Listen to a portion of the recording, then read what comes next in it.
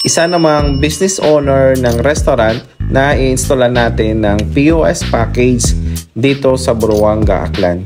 Ito nga yung Banwa Boutique Bed and Bistro sa Poblacion, Aklan mga kabisnes. Nag-soft opening sila this week at open sila 8 AM until 10 PM kasi meron silang siniserve na breakfast, lunch and dinner. This restaurant is a fine dining na malapit lang sa Poblacion, Buruanga, Aklan mga kabisnes. So sa this Valentine's, so pwede tayo dito mag-visit para mag-dine in sa kanila. And kung makita mo, ito yung interior design nila and napaka-cool and napaka-elegant ng design and yung ambience ng restaurant nila mga kabisnes. So ang restaurant na to, pwede siya mag-cater ng family dining and friends, no? And or mga private meetings. Meron din pala silang siniserve dito ng mga pastries, yung mga cakes and yung mga sweets para sa mga customer nila mga kabisnes. At ito na nga, nag-install na kami dito ng POS system and ngayon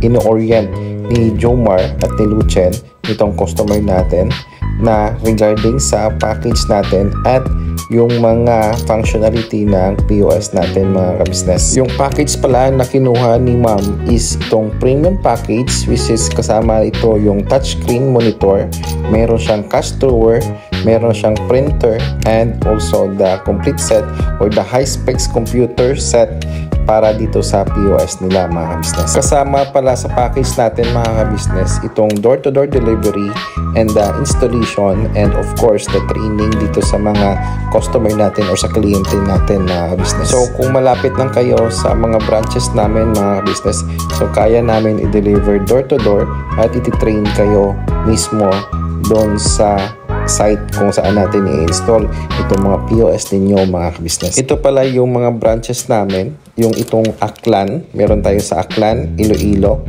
Bacolod, and Valenzuela for Metro Manila installation mga kabisnes. During orientation pala mga kabisnes is dito natin tinuturo lahat ng functionality ng POS natin para sa operation ng restaurant natin mga kabisnes. So after ng installation at that tutorial ng POS natin mga kabisnes, meron tayong group chat no, na ginagawa natin para in case may mga question pa yung kliyente natin is nandun na po kami sasagot sa mga concerns nila and if ever may mga troubles sila na encounter mga kabisnes. So ito na nga mga kabisnes, ito yung POS natin. So tinetest natin siya ngayon kung talagang working and may kailangan pa ba tayong i-configure sa settings ng POS natin mga kabisnes. Ayan, kung makita mo nagpapans tayo dyan ng item o yung menu na in-order ng customer for example and automatic kung magpiprint tayo ng order slip and tingnan natin meron siyang piniprint na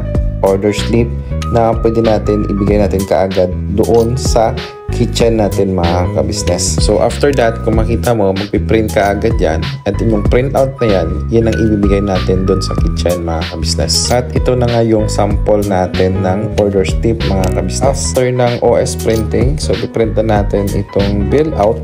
So para nakita natin itong magkano yung total ng na-consume ni customer mga kabisnes. Itong bill out na to is ito yung magiging serve na ipapakita ng waiter doon sa table ng mga customers natin mga kabisnes. Turn ng bill out, so yun nga automatic magsisettle payment natin kung meron na siyang nirender itong customer na pera and automatic magpiprint ito siya ng official receipt ito mga kabisnes. Valid for official receipt na pala itong resibo natin mga kabisnes dahil we are accredited po ng BIR. Ang gagawin lang natin dito is i-register lang natin yung POS natin for the permit to use mga kabisnes. So pag once na-releasean tayo ng permit to use, so yung piniprint po ng POS natin na resibo is valid na siya as official receipt mga kabisnes. Ito naman pala yung interface ng inventory system natin which is ito yung ginagamit ng back-end people or yung accounting natin which is dito nag-i-entry ng mga inventory natin mga kabisnes. And dito tayo nag-change ng mga presyo ng mga menu natin mga kabisnes. At if ever meron tayong mga recipe inventory, dito natin ilagay yung mga recipe nila mga kabisnes. So kung if ever na gusto no may separate computer tayo sa likod para mag-manipulate ng mga inventory natin and editing of our price is dun po natin, possible po natin na gawin mga ka-business.